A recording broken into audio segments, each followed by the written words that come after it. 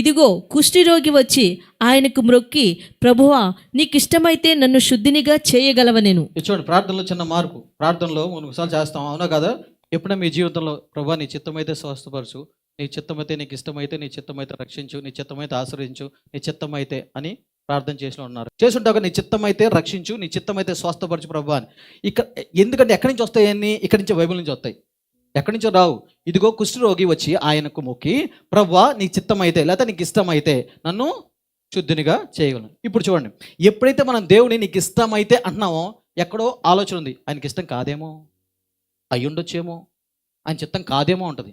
నేనేమంటా అంటే, కొన్నిసార్లు ప్రార్థన చేసేటప్పుడు దేవుడి చిత్తం ఎప్పుడైతే అర్థమవుద్దో అప్పుడు ధైర్యంగా ప్రార్థన చేస్తావు. ధైర్యంగా. నేను కొన్ని చెప్తాను, నాకు అర్థమైనప్పుడు నేను దేవుడిని అడగను, ధైర్యంగా ప్రార్థన చేస్తాను. ఉదాహరణకి, అందరినీ రక్షించాలని దేవుడి ఉద్దేశమా కాదా? నీకన్నా ఎక్కువ భారం ఉందా లేదా? సో నా జీవితంలో నోట్లోంచి ఎప్పుడు కూడా నీ చిత్తమైతే ఈయన రక్షించమని నాకు రాదు. ఎందుకంటే ఖచ్చితంగా 100% అర్థమైంది, అది దేవుని చిత్తము రక్షించాలని మనిషిని. తర్వాత 2, స్వస్థపరచటం.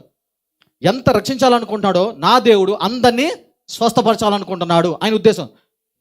కొన్నిసార్లు మరి ఎందుకు పడరు అవన్నీ తర్వాత చెప్తాను. కానీ నాకు అర్థమైందంటే, దేవుని చిత్తం ఏంటంటే అందరినీ రక్షించాలి, అందరినీ స్వస్థపరచాలి. అది క్లియర్గా బైబిల్ చాలా వచనాలు ఉన్నాయి, చూపించగలను. అప్పటి నుంచి నాకు దేవా ఇటు బాగుపడతాడు లేదా, నీ చిత్తమా ప్రార్థన చేయి, నేను అడగను. గద్దిస్తాం, స్వస్థత ప్రార్థన చేస్తాను, అంతేగాని నీ చిత్తం అయితే అని స్వస్థపరచు అనను.